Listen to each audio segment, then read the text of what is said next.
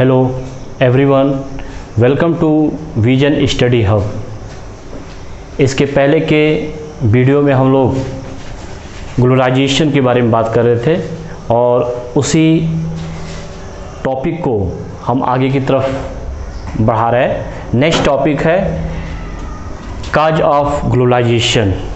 Globalisation के reason क्या है। कल ग्लोबलाइजेशन के कॉन्सेप्ट के बारे में हम आपको बताए थे कि एक्चुअल में फंडामेंटली ग्लोबलाइजेशन का जो कॉन्सेप्ट है वो होता है flow. Globalization is about the flow. Flow किस चीज़ का? तो flow of idea, flow of capital, flow of communities and flow of people. यानी कि ऐसा प्रवाह एक देश से दूसरे देश के बीच में जहाँ पे विचारों का ट्रांसफ़र होता है, कैपिटल का ट्रांसफ़र होता है, फिर कम्युनिटीज़ का ट्रांसफ़र होता है और लोगों का आने जाने का जो है कि ट्रांसफ़र होता है। अब हम जानेंगे कि ग्लोबलाइजेशन का कारण क्या है कि ग्लोबलाइजेशन डेवलप हुआ। Globalization has a strong historical basis and it's important to view contemporary flow against this backdrop. Globalization कोई न्यू कॉन्सेप्ट नहीं है, बल्कि ग्लोबलाइजेशन ये पुराना कॉन्सेप्ट है। वैश्वीकरण ये प्राचीन समय से हमारे देश में चल रहा है, बल्कि विश्व में हो रहा है। आपको पता होगा प्राचीन भारत का इतिहास जब आप लोग पढ़ते होंगे तो प्राचीन भारत का व्यापार जो है अदर देशों के साथ होता था। यहाँ से जो है कि निर्यात किया जाता था, फिर आयात भी किया जाता था। व्यापारी जो है एक देश से दूसरे देश को आते थे और व्यापार का आदान प्रदान होता था। सिर्फ व्यापार का ही नहीं, व्यापार के साथ साथ विचारों का, साथ साथ संस्कृतियों का। तो इस तरह से प्राचीन समय में भी वैश्वीकरण का विकास हो रहा था। तो इस तरह से वैश्वीकरण कोई न्यू कॉन्सेप्ट नहीं है, बल्कि वैश्वीकरण आज के समय में काफ़ी जो है ये कॉन्सेप्ट एक तरफ से कहा जाए इम्प्रूव कर चुका है या डेवलप कर चुका है। क्योंकि globalization is not caused by any single factor. अगर देखा जाए ग्लोबलाइजेशन का जो डेवलपमेंट है उसका कोई एक बहुत सारे फैक्टर्स है, लेकिन इसका जो मेन फैक्टर है वो है टेक्नोलॉजी। आज जो है टेक्नोलॉजी डेवलप होने की वजह से ग्लोबलाइजेशन जो है वैश्वीकरण बहुत ज़्यादा मात्रा में डेवलप हो चुका है। टेक्नोलॉजी में अगर देखा जाए तकनीक का, तो तकनीक जैसे टेलीग्राफ, टेलीफोन एंड माइक्रोचिप। आपको पता है कि कम्युनिकेशन जो स्किल है आज के समय में हमारा बहुत ज़्यादा डेवलप हो चुका है। जैसे एज ए एग्जाम्पल में हम देख सकते हैं कि प्राचीन समय में पहले जब प्रिंटिंग सिस्टम नहीं था तो उस समय विश्व में मार्केट में बुक जो है अवेलेबल नहीं था, लेकिन प्रिंटिंग आ जाने की वजह से क्रिएशन ऑफ नेशनलिज्म, एक राष्ट्र की भावना जो है लोगों के अंदर डेवलप हुआ। क्यों? क्योंकि प्रिंटिंग प्रेस की वजह से बहुत सारे बुक, बहुत सारे मैगजीन, बहुत सारे नॉवेल वो मार्केट में अवेलेबल होने लगे, जिससे लोग जो है पढ़ करके अवेयर होने लगे और उनके अंदर एक नेशनलिज्म, राष्ट्रवाद की भावना जो है डेवलप होने लगी। तो नेशनलिज्म का जो मेन पॉइंट है वो है प्रिंटिंग प्रेस की वजह से। अगर प्रिंटिंग प्रेस डेवलप नहीं हुआ होता तो ये सही बात है कि हमारा कम्युनिकेशन स्किल जो है डेवलप नहीं होता, और कम्युनिकेशन स्किल डेवलप नहीं होता तो आज जो है नेशनलिज्म डेवलप नहीं होता। तो उसी तरह से टेक्नोलॉजी डेवलप हो जाने की वजह से ग्लोबलाइजेशन डेवलप हुआ। टेक्नोलॉजी में आपको पता ही है, मैंने आपको बताया टेलीग्राफ का डेवलप होना, टेलीफोन का डेवलप होना, माइक्रोचिप का डेवलप होना, इनकी वजह से वैश्वीकरण जो है काफ़ी तेज़ी से बढ़ा।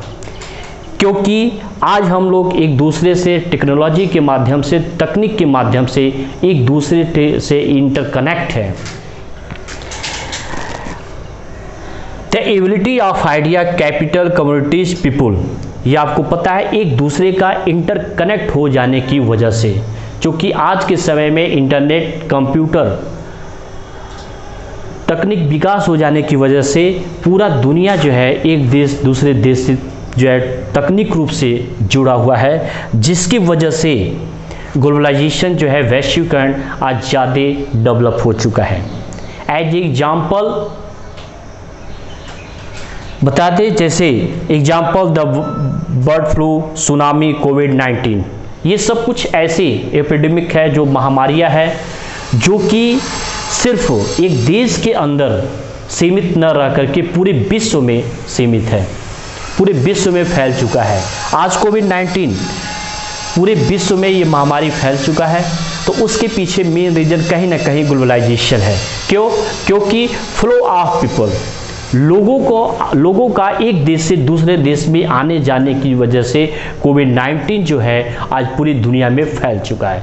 ऐसा नहीं है कि कोविड-19 जो कोरोना वायरस है चाइना में क्रिएट किया गया तो सिर्फ चाइना में ही लिमिट हो जाएगा, क्योंकि लोगों का एक स्थान से दूसरे स्थान पे जाने की वजह से ये जो महामारी है आज पूरी दुनिया में फैल गई। इसी तरह से बर्ड फ्लू या सुनामी, तो ये जो ट्रांसफ़र है वो जो है कि आपका लोगों के द्वारा आने जाने से वजह से हुआ। इसी तरह से आइडिया का, विचारों का जो है ट्रांसफ़र होता है, इसी तरह से कैपिटल का ट्रांसफ़र होता है। तो इस तरह से टेक्नोलॉजी डेवलप हो जाने की वजह से, तकनीक डेवलप हो जाने की वजह से आज जो है पूरा वैश्वीकरण जो है डेवलप हो चुका है। तो काज ऑफ ग्लोबलाइजेशन में हम ये जाने कि ग्लोबलाइजेशन का जो मेन डेवलप होने के पीछे जो कारण है, जो काज है, रीजन्स है, वो है आपका टेक्नोलॉजी। अब देखिए नेक्स्ट, इम्पैक्ट ऑफ ग्लोबलाइजेशन, वैश्वीकरण का क्या प्रभाव है या किन किन फील्ड में वैश्वीकरण प्रभावित करता है। स्पेशली हम लोग 3 फील्ड में यहाँ पे स्टडी करेंगे।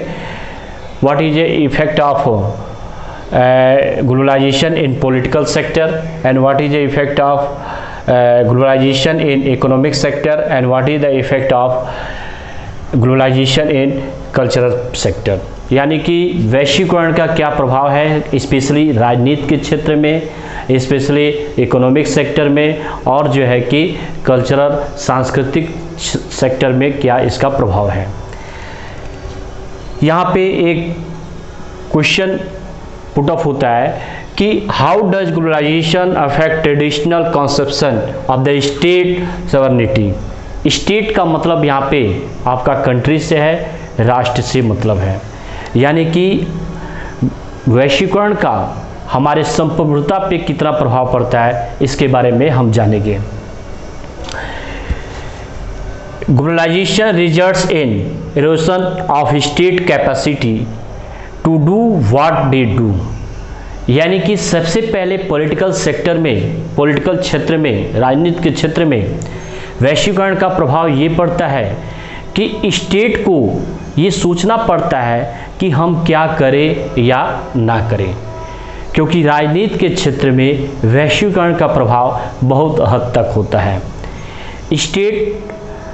स्टेट का मतलब मैंने आपको बताया कि स्टेट का मतलब होता है यहाँ पे नेशन से, राष्ट्र से। किसी भी राष्ट्र की सरकार को ये सोचना पड़ता है कि हम अपने सिटीजन के लिए, अपने नागरिक के लिए क्या करें या ना करें। वैसे किसी भी गवर्नमेंट्स के लिए, किसी भी स्टेट के लिए जो कोर वैल्यू होता है, वो स्पेशली कोर वैल्यू होता है maintenance of law and order, and second security of its citizen. किसी भी स्टेट का, किसी भी देश का जो सरकार होती है, उनकी सबसे पहली प्राथमिकता होता है कि कानून व्यवस्था को मेंटेन रखना और साथ साथ में अपने नागरिक को सुरक्षा प्रोवाइड करना, सुरक्षा प्रदान करना। लेकिन आज के समय में जो गवर्नमेंट का गवर्नमेंट का इकोनॉमिक सेक्टर में और सोशल सेक्टर में अपने नागरिकों को सुरक्षा देने से संबंधित है, वो कहीं ना कहीं गवर्नमेंट जो है उस सेक्टर में फैसला नहीं ले पाता है। क्यों? उसके पीछे रीजन है कि in place of welfare state it is the market that becomes the prime determinant of economic and social priorities. Economic sector में और सोशल सेक्टर में मैक्सिमम जो है एमएनसी जो कंपनियां होती है, the entry and the increase role of MNC all over the world leads to reduction the capacity of government to take decision on their own. Government को अपने फैसला लेने से पहले एमएनसीज के बारे में सोचना पड़ता है, क्योंकि आज के समय में वैश्वीकरण में मल्टीनेशनल कंपनियां, जो भी इंटरनेशनल कंपनियां हैं, वो कहीं ना कहीं हर देश की अर्थव्यवस्था को प्रभावित करती है। तो इकोनॉमिक सेक्टर के सिक्योरिटी को और सामाजिक सुरक्षा को छोड़ करके बाकी जो गवर्नमेंट है वो maintenance of law and order और नागरिकों की सुरक्षा, इसके रेफरेंस में तो वो डिसीजन ले लेता है, लेकिन आर्थिक व्यवस्था में और सामाजिक व्यवस्था में फैसला लेने से पहले जो है गवर्नमेंट को सोचना पड़ता है, क्योंकि कहीं ना कहीं ये फैसले जो है वैश्वीकरण की वजह से मल्टीनेशनल जो कंपनियां होती है राज्य को प्रभावित करती है फैसला लेने से पहले। तो अब हम कुछ अभी तक स्टेट के ग्लोबलाइजेशन का क्या नेगेटिव प्रभाव है उसके बारे में हम, और अब देखेंगे कि पॉजिटिव प्रभाव क्या है। ऐसा नहीं कि वैश्वीकरण की वजह से किसी भी राष्ट्र को, किसी भी कंट्री को हमेशा जो है नकारात्मक उसका प्रभाव है, बल्कि उसका सकारात्मक भी प्रभाव है। सकारात्मक प्रभाव में कुछ पॉजिटिव रिस्पांस में हम देखेंगे कि the primacy of the state continue to be the unchallenge basis of political community. खास करके जो अनचैलेंज है, कुछ ऐसे कंडीशंस होते हैं किसी भी स्टेट गवर्नमेंट के सामने, किसी भी गवर्नमेंट के सामने, जो कि उनके सामने चुनौती बन करके उभरते हैं, लेकिन आज वैश्वीकरण की ही वजह से वो एक दूसरे से इंटरकनेक्ट होते हैं और इंटरकनेक्ट होकर के अपने समस्या को हल करने का कोशिश करते हैं। Second positive response, the state continue of discharge it's initial function law and order. What is initial function? Law and order and national security. Withdrawn from certain domains from which wishes to. खास करके जो state government का अपना जो main work होता है, law maintenance को करना, नेशनल सिक्योरिटी देना सिटीजन को, खास करके राजनीतिक क्षेत्र में, वो तो राज्य सरकार प्रोवाइड कराती है, क्योंकि वैश्वीकरण के डेवलप हुई हो जाने की वजह से। लेकिन तीसरा रिस्पांस यह है कि state become more powerful that they were earlier as an outcome of the new technology. नया तकनीक की वजह से वो अपनी सारी सूचनाओं को, सारे इंफॉर्मेशन को अपडेट रखते हैं, जिसकी वजह से जो भी उनकी समस्या होती है, पहले की समस्या, उसको वो पूरी तरह से समस्या को हल कर देते हैं। इसके वजह से, तकनीक विकास की वजह से जो लॉ एंड मेंटेनेंस को और अपने पावर को डेवलप करने के लिए जिन जिन तकनीकों की आवश्यकता पड़ती है, उन तकनीकों का सहायता लेकर के कोई भी राज्य सरकार वो अपने आप को काफ़ी मजबूत पाती है। तो इस तरह से हम देखते हैं कि राजनीति के क्षेत्र में वैश्वीकरण का दोनों प्रभाव है। वैसे किसी भी पहलू का सकारात्मक और नकारात्मक प्रभाव होता है। तो यहाँ पे राजनीति के क्षेत्र में नकारात्मक प्रभाव ये है कि कोई भी सरकार, किसी भी देश की सरकार वैश्वीकरण के आ जाने की वजह से, खास करके एमएनसीज कंपनियां, मल्टीनेशनल कंपनियां का इंटरफियर करने की वजह से वो जो है बहुत सारे ऐसे, खास करके सोशल और इकोनॉमिक सेक्टर में बहुत सारे ऐसे फैसले हैं जो वो नहीं कर पाता है, क्योंकि वो कहीं ना कहीं एमएनसी कंपनियां, मल्टीनेशनल कंपनियां जो है सरकार को प्रभावित करती है फैसला लेने में। लेकिन इसका सकारात्मक भी प्रभाव पड़ता है वैश्वीकरण का। वैश्वीकरण का सकारात्मक प्रभाव ये होता है कि सारे देश के जो नेशनल लेवल के राष्ट्रीय स्तर पे जो नेता होते हैं किसी देश के, वो एक देश के नेता दूसरे देश के नेताओं से जुड़े होते हैं। इस प्रकार से बहुत सारे इंटरनेशनल अंतर्राष्ट्रीय संगठन होते हैं जिसके माध्यम से वो हमेशा मिलते रहते हैं और अपनी जो समस्याएं होती है, बेसिक प्रॉब्लम, मूल जो समस्याएं होती है, उस समस्याओं को सॉल्व कर देते हैं। ये कहीं ना कहीं प्रभाव जो है वैश्वीकरण का है। इसके अलावा किसी भी सरकार को लाभ मेंटेनेंस करने के लिए और अपने राष्ट्र को सुरक्षित करने के लिए वैश्वीकरण बहुत ही उसके लिए सहायता होती है क्योंकि उसी की तकनीक के ही माध्यम से वो अपने आप को अपडेट करते हैं और अपने राष्ट्र को सुरक्षा प्रोवाइड कराते हैं। इसके अलावा बहुत सारे जो इंफॉर्मेशन है उसको भी अपडेट रखते हैं। ये सब कुछ जो है टेक्नोलॉजी डेवलप हो जाने की वजह से हुआ और जो कि वैश्वीकरण कहीं ना कहीं जो है कि पॉलिटिकल सेक्टर में इसका प्रभाव पड़ता है।